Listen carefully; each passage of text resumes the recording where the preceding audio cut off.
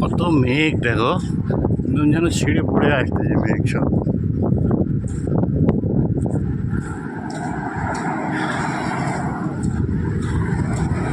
প্রচুর মেঘ।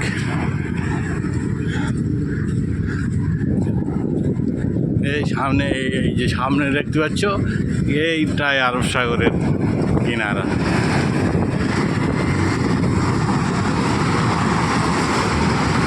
45 মিনিট অটোয় গেলে আরব সাগর। সেখানে মেঘটা এদিক বেশি।